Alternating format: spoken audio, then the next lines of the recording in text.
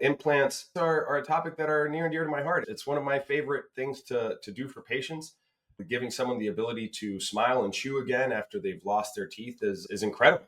And with modern day technology, we have a super streamlined process that makes it a very safe and predictable procedure that really changes people's lives. We're here to provide you expert insights on how dentistry can improve your quality of life and extend your health span. I'm Alex Semidey, and I'm a practicing dentist, and I'll be your host, along with Jeremy Wolf. Enjoy the show. Hello, everyone, and welcome back to the Semidey Dental Podcast. Dr. Alex, always a pleasure to see you, my brother. Good to see you, man. Yes. Thanks, everyone, for tuning in. We're excited to get into this topic. This is actually a topic that I have personal firsthand experience, intimate knowledge of, because I am the recipient, or was the recipient, of dental implants. But this is going back, Alex, probably 15 years. So obviously there's been a lot of advances in technology, and I really haven't been in the know, if you will. So let's start here. Explain to someone out there that is unfamiliar with dental implants why they've come to be considered the gold standard for tooth replacement. Yeah, no, absolutely.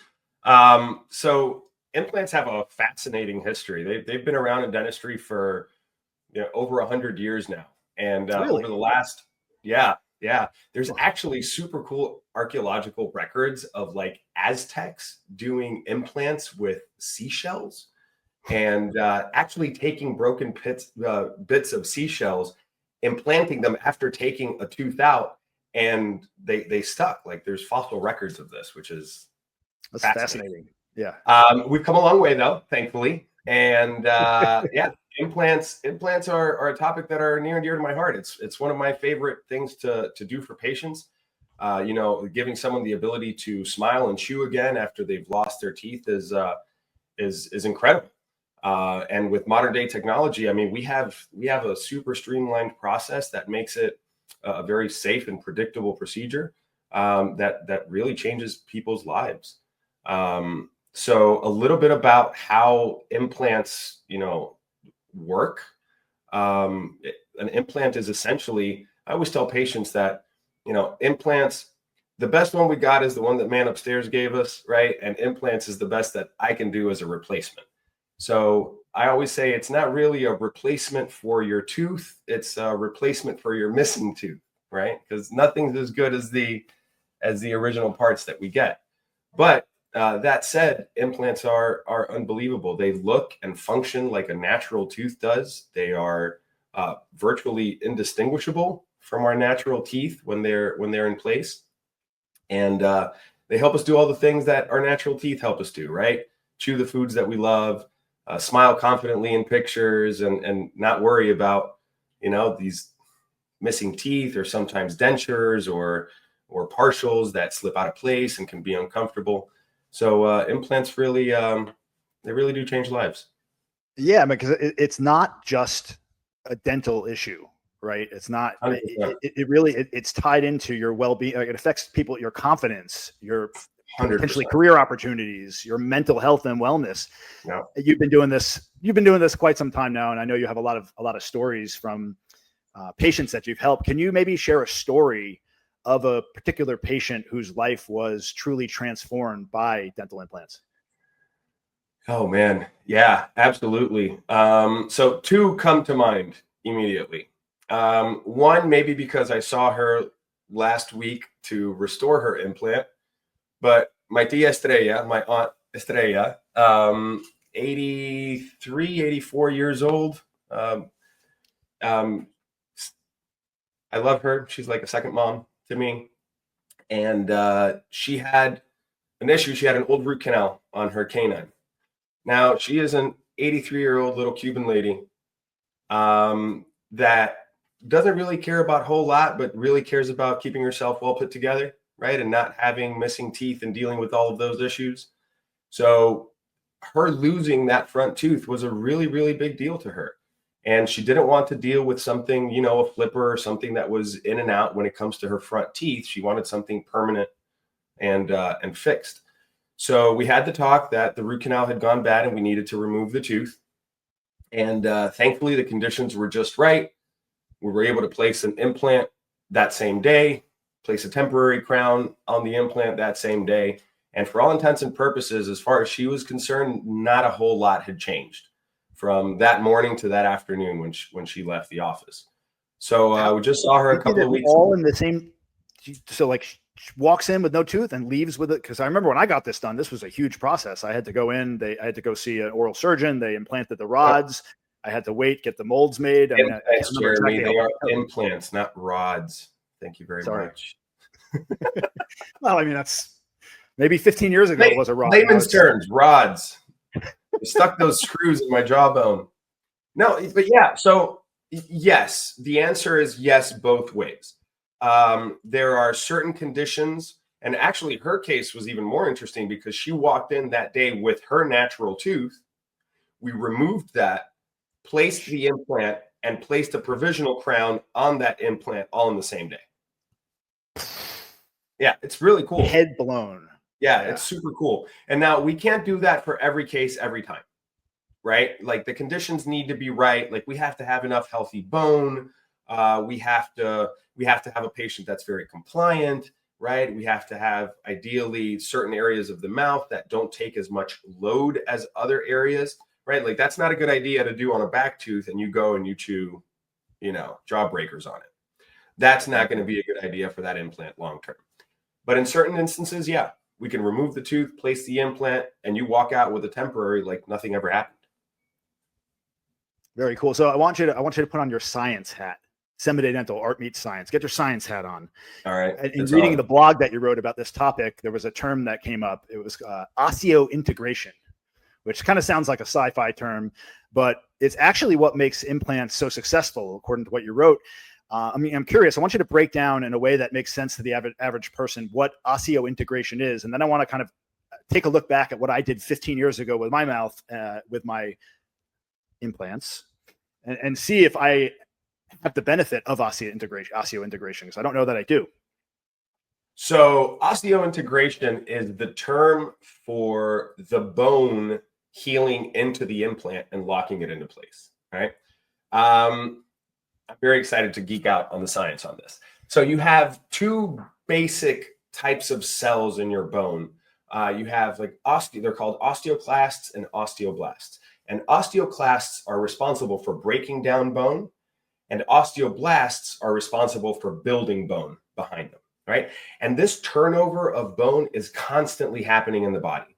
And interesting factoid, in the mouth, that process happens at a rate 4 times greater than anywhere else in the body. So the mouth is a very, very dynamic place, right? And what happens is when we prepare the jawbone, i.e. drill the hole, right? We call it an osteotomy. It's the fancy term for, hole that we drilled in your jawbone. We prepare the site, we place our implant, and then those cells rush to that site, right? Through the inflammation and blood flow and all that, and they start doing their thing, right? And they start remodeling all of that bone that's around the implant. And ultimately, over a period of months, 2 to 4 months, that bone locks that implant in place. And now it is perfectly attached to the jawbone. You can attach a crown, you can attach a denture, you can do what we call loading the implant, right? Because now it's been fused into the jawbone and it's a permanent fixture. Interesting. So for some reason, I had thought that maybe the materials being used for the actual implants had a play in that. It sounds like that's not necessarily the case. The bone kind of grafts around the material. I was thinking like yes, or they do have yes. So some materials are far more susceptible to taking the bone. Stimulate that osseointegration more than others. Yeah, because I can imagine a situation where the material they use for the implant is like 3D grafted, and it's very similar in a way to the bone in structure, and it kind of merges and morphs together. And the more we advance in technology, the more likely it'll be to get to a point where you really do have an implant that does become more and more like an actual, like the root or whatever's anchoring the tooth in the first place. No? Yeah. So absolutely. Right. But the process of osseointegration also applied to the seashells. Right. So it's the body's normal process of like fusing into this foreign structure that we call osseointegration. Right. But depending on how what it is, on what materials are used, how those materials are treated, right? It's going to promote more or less of that osseointegration. Right. So like most people, they don't realize that missing teeth can make you look older necessarily. Can you explain a little bit about why bone loss happens and how implants actually keep people looking younger? Yeah. So really, it comes down to, right, the lower half of your face, right? Your teeth provide support to this entire area from like your nose to your chin. So when we like stereotypically think of old people, we kind of, start envisioning, whether we realize it or not, someone whose lower half of the face has started to collapse, right? They start getting sunken in lips as they lose front teeth. Everything just kind of like shrinks down. And the closer the tip of your nose gets to the tip of your chin, right, the older we tend to look. So implants preserve, right, that height in the lower half of our face. So hypothetical, let's do a thought exercise here. Right, we lose a couple of teeth on our right side, maybe a molar here on the left, and now all of a sudden your mouth can close a little bit more and you have fewer teeth supporting all of your chewing forces, right? What happens then?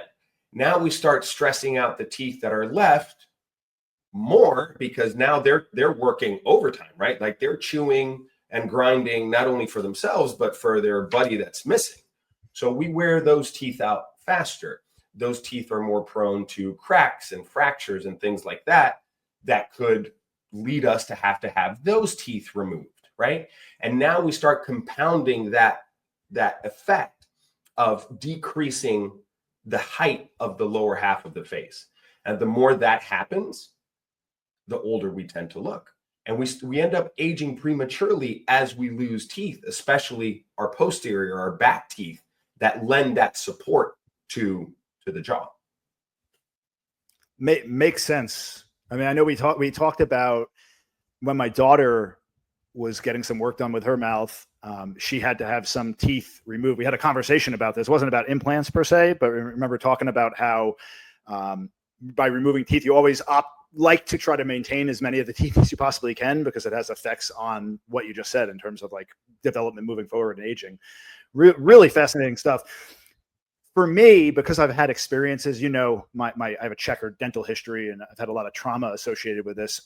There's a lot of pain that comes up. And I think a lot of people hear implant surgery and they immediately go to like, oh, is this going to be painful? But I mean, you've said to many patients that nowadays in many cases, it could be easier than an actual extraction, right? Oh, 100%. I'll take it a step further. I had a young man of mid to late 60s have an implant done on his lower left first molar. Tooth with a lot of dentistry had gone south. We decided, all right, we'll extract the tooth. We took a more delayed approach with his treatment. So we extracted the tooth. Then a couple months later, we went in, placed the implant. And I called him, the day after his procedure to check in on him and see how he was doing. And he goes, Alex, like that was less than a cleaning. Yeah. And that like just kind of stopped me in my tracks because obviously this is a procedure that we do a lot. And I know that patients have a fairly easy recovery when it's straightforward implants. But no one had ever put it quite that way, right? Where it just really sort of hit me. And it's a story that I share with my patients. And yeah, compared to an extraction, I always tell them the extraction is the hard part, right? With an extraction, even when you're super numb, you feel a lot of pressure. Post-operatively, there's, no matter how good your surgeon is, there's always discomfort, right? You had a piece of you removed. And there's just like a few days where things are kind of achy and sore. And with implants, like that's frequently not the case at all. You feel some vibration during the procedure. And then afterwards, maybe some gum irritation because the gums do feel what we do. But the bone doesn't. Bone isn't innervated. So that osteotomy, that hole that we drill in the bone causes no pain. And the implant goes in, it's healing as soon as you walk out of the office. And, patients just go on about their business while that implant heals for a few months, and then they come back and get their implant crown. And it's generally a very smooth, predictable, easy process. I got these 15 years ago. Mhm. Our implant, do they typically last for your lifespan? Is there a point where I may have to go in? Like I guess at some point, maybe you got to replace the crown on top, but the actual anchor, the implant into the bone, is that something that should hopefully last for my whole life? Or am I going to have to get that potentially replaced at some point? Potentially, right? But there's so many factors that go on when we're dealing with an environment like the mouth, right? And it's biology, and things change, and we are requiring the body to stay at a certain healthy level in order for things to stay healthy, right? And when those things change, well, it can be a little bit unpredictable. I'll say this though. Generally, if an implant isn't going to take, right, osseointegrate, that's generally going to happen earlier on in the process, right? If you've had an implant that's been in function for 10, 15 years, unless something dramatic happens, right? Trauma obviously can knock an implant out, right? The same way it can knock a tooth out. Sometimes periodontal disease, right? Gum disease, if that's not well controlled, the same way that process can erode the bone around our teeth, it'll erode the bone around implants. But if those implants are properly placed and properly restored, even when those things happen, we can frequently salvage the implant and the restoration by intervening early enough. So the answer to your question is a complicated yes and yes. They can last a lifetime. Restoration. Let's hope. I'm not knock on wood here. I want it to last my lifetime. I don't want to have to go back in there. Absolutely. If I don't have to. And that's the goal for all of our patients, right? Like ideally, I want to do the last dentistry that you ever need. How realistic is that in every case? It's not, right? But we try to determine the factors that could get in the way of that being a reality, right? And address those so that we increase our odds. So from where I sit, it seems like if you're missing teeth, implants are a no-brainer.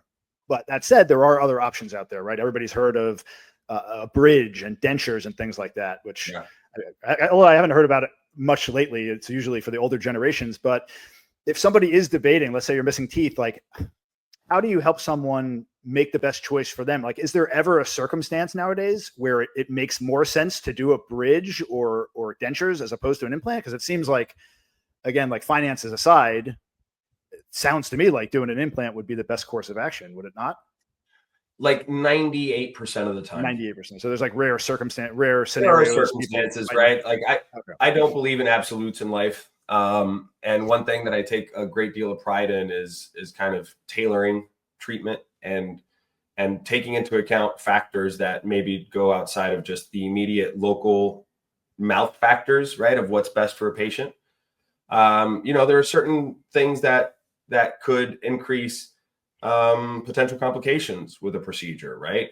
And yes, you said finances aside, right? Finances are a consideration of the ways that we have available to us to replace teeth. Implants are the gold standard, and of course, the biggest investment, right? The most expensive. You get the most in return for your investment, but it is a consideration.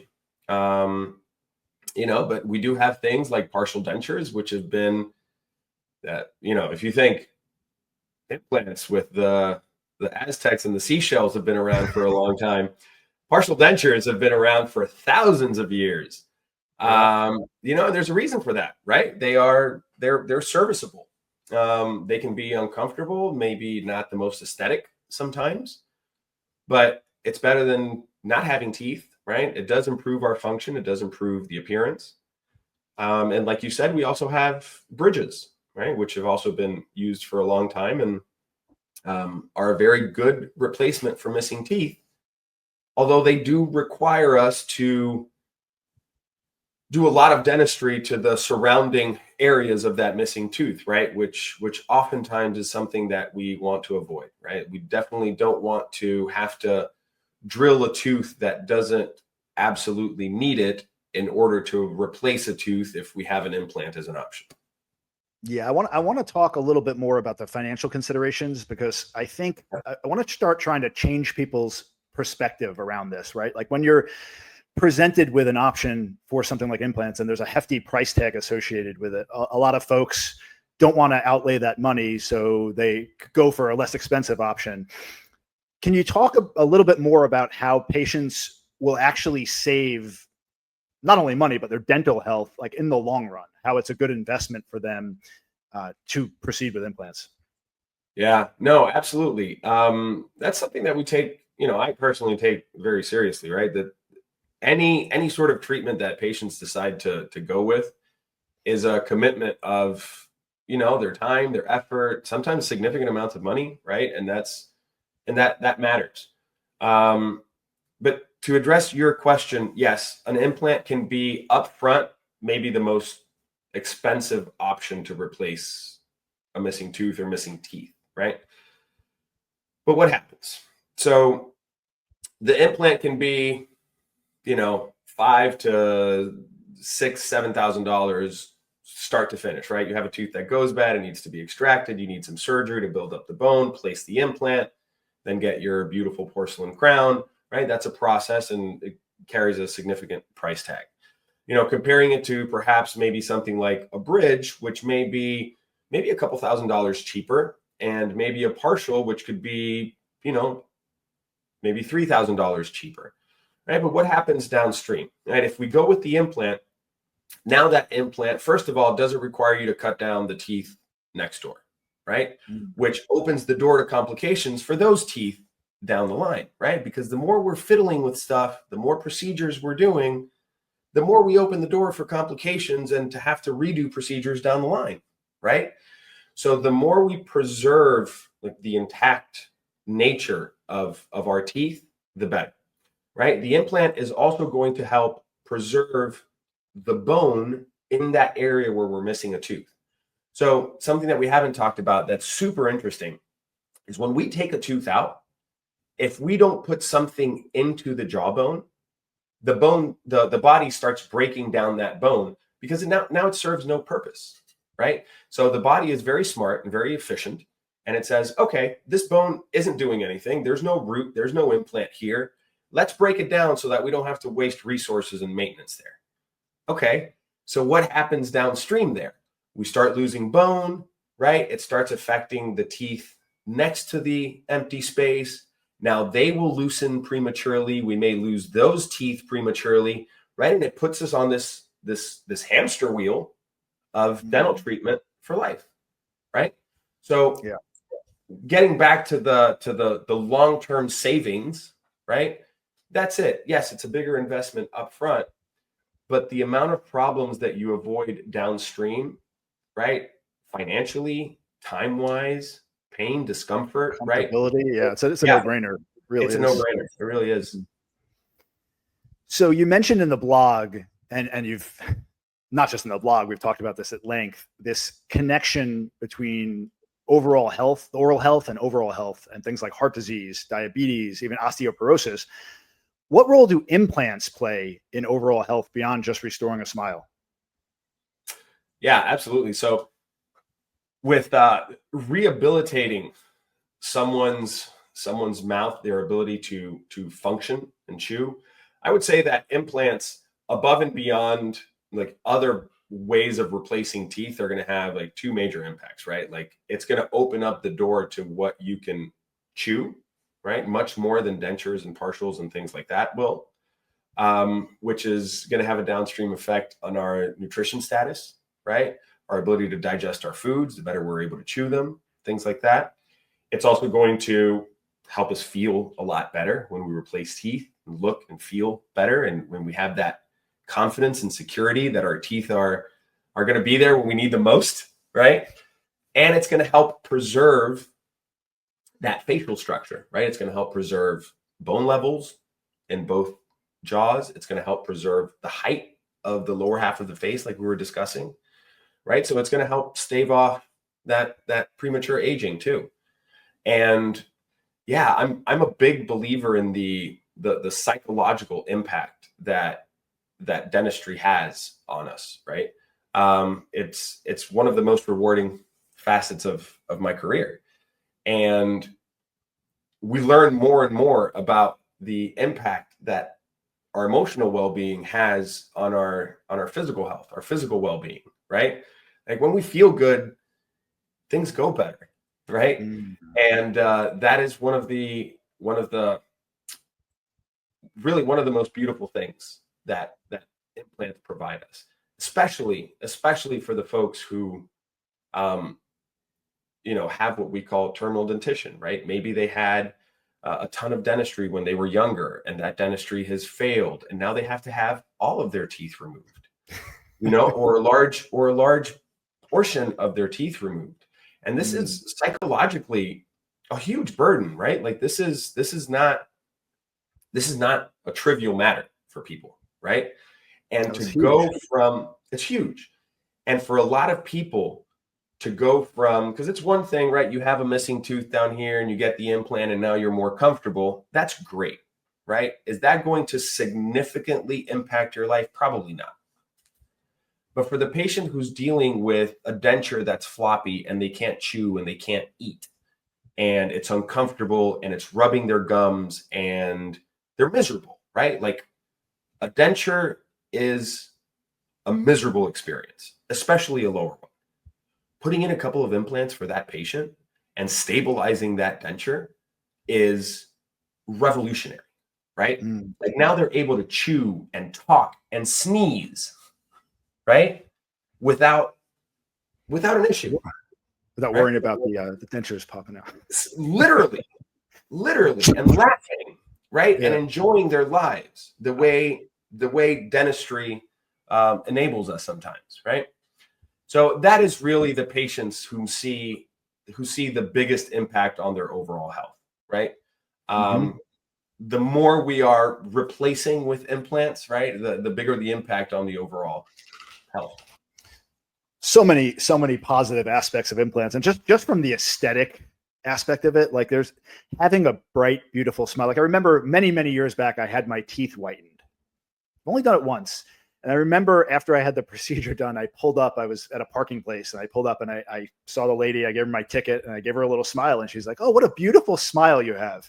It just, it radiates out. It's just something about, like, of all things, right? Like when you have a beautiful, bright smile and you meet somebody, you tend to get a lot of compliments on that. Like, oh, well, I mean, I noticed something I noticed for sure. So it's interesting you mentioned that. We actually have a slide on the office that goes around. There was a study done a few years ago, and it was in the American Journal of Psychology, I think it was. And the study was, what is the most memorable feature when first meeting someone? And smile was number one. Like 50% of people who responded the smile. It's the number one feature that sticks out in your mind the most when you first meet someone. And that was followed by, how they dress, how they talk, how they smell, their eyes, right? People always think the eyes is the first thing that you make in contact with and sticks in your mind. No, it's the smile, right? It is your business card for life. The gateway to the soul. There you go. Ooh, I like that. So we talked a little earlier about where implants are at today. And I mentioned how I got them 15 years ago. What's on the horizon? Like, what are we looking at in the future? Are we moving towards a place where we're going to have fully bioengineered teeth that regenerate just like the real thing? Am I going to get to a point where I'm missing a tooth and like I can actually stimulate the body to grow it back? Like, is this like way off thinking, or are these things that are actually topics of conversation right now in the medical community? Yeah, where we're headed is that AI is coming for all of us, and who the hell knows what things are going to look like in 5 to 10 years, right? But yeah, so currently gold standard for replacing a tooth or teeth is the implants like we've been talking about. There's a team out in Japan, actually, that is working on growing new teeth, right? Like basically implanting a tooth bud into your jawbone. Because they grow the tooth in the lab and then implant the tooth right in, not growing it from growing it from like in vitro fertilization of your tooth in your jaw, and it develops and you get a brand new shiny tooth. There you go. Yeah, there you go. So this is still in its, early stages, right? But there's definitely progress being made in that front of regenerating teeth. Regenerative medicine, man. It's the big new thing. I mean, it's where things are headed, right? And as we incorporate AI, just the evolution of these things is just gonna, Yeah, because the human body has an unbelievable capacity to heal itself, right? And there's other animals that exist in the wild that regenerate their limbs and things like that. Why that wouldn't be available to our species, given the right technology and being able to tap into it, So we're going to be able to hack a lot of biology in the next handful of years, for sure. The next decades to come. All right. Anything else you wanted to add before we wrap this one up? I think I got through everything, but if there's anything else on your mind, let it shine. Yeah. You asked me earlier about if there was a case that stood out to me with regards to implants. And I mentioned my Estrella. And as we were talking here, someone else came to mind that it was just such an impactful story that I would love to share. So this guy comes to the office, facilities guy, blue collar dude, salt of the earth, just an amazing guy. And,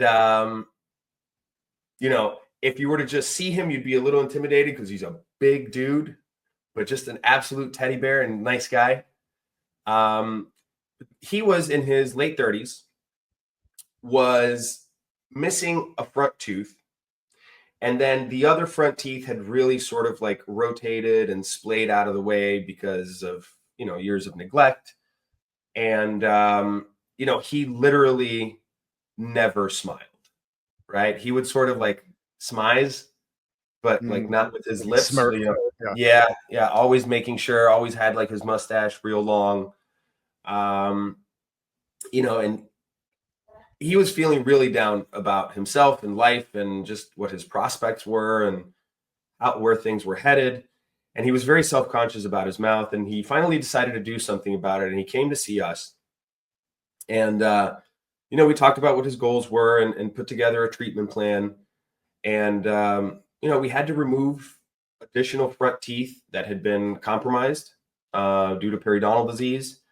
And then we went through an Invisalign journey where we aligned his bite and straightened things out. And then, we restored the missing teeth with a few implants and got him his final crowns. And, oh man, I get goosebumps talking about it. It was so transformational for him, right? He literally, a week or two after getting his crowns and feeling that confidence, got a new job, was promoted within a month, found a girlfriend, got married, right? And he credits all of that to the confidence that he felt, right? Not necessarily the implants, but the psychological transformation of going from, I don't want to be seen, to I feel good, right? And the impact that has on the rest of our lives is huge. So it's such an honor, right? It's such a gift to be able to be a part of experiences like that for people. And implants aren't necessarily the cure-all for everything and everyone, but they definitely make a big difference. Powerful stuff.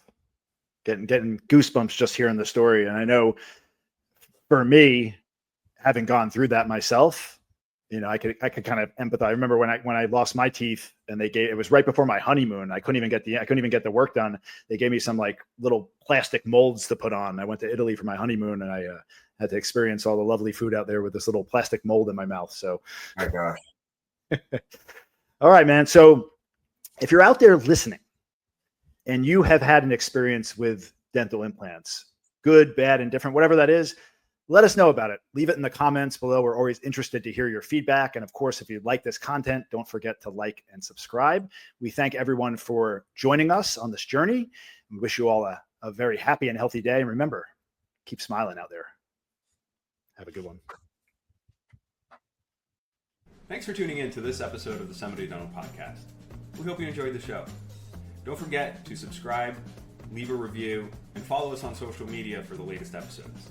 You can find us at Semidey Dental. If you have any questions, feel free to reach out. We're always happy to help.